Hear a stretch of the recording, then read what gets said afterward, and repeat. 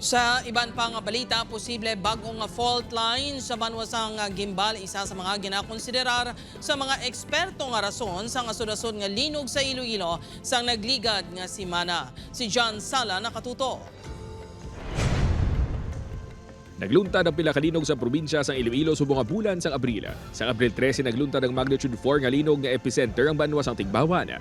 Abril 15 magnitude 4.3 nga linog naman sa Gimbal. Kag sang Abril 16 ang banwa naman sang Miag-awang Gitay og sang magnitude 3.2 nga linog.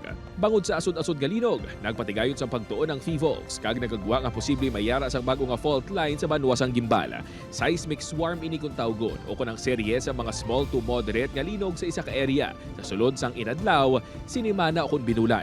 Merong possibility, might be na, kasi malayo siya doon sa West Panay fault natin. So, doon sa possibility na mayroong local fault doon.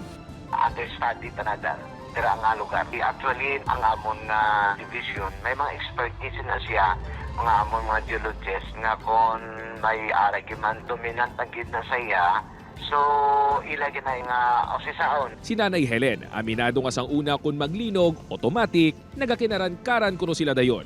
Apang subong, kabalo na kuno ini sang iya himuon agud makalikaw sa disgrasya. Kung maglinog, pwede ko di ka panago sa dalog kalamis. Naman ilag ko anay kung sige alinog pagtawahay, madalagan ko sa gwa kag mangita kasi ting lugar. Suno sa OCD6 nagapreparar sila sa posible the big one nga matabo sa rehiyon.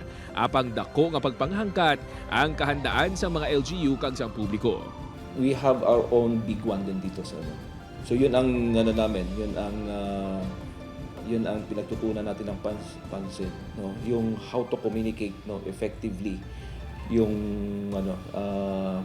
yung parte na yan, no, for the awareness, no, ng ating komunidad. Aminadong MDR-RMO Oton nga kulang gid sila sa mga gamit kag sang training sa mga emergency responders sa patag sang collapse structure search and rescue. For now, hindi ko kahambal sira nga ready gid ang aton nga tawo, no, nga mataas ang ila nga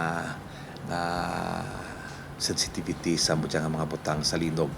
So it is a challenge for us sa local government nga i-improve na siya, i-address na siya. Dugang pa sang OCD6, magluwas sa dock cover and hold, kinahanglan man nga siguraduhon sa publiko ang ikasarang sang ilang mga balay kag infrastruktura. Upod kay Hans Desierto, John Sala. 1 Western Visayas.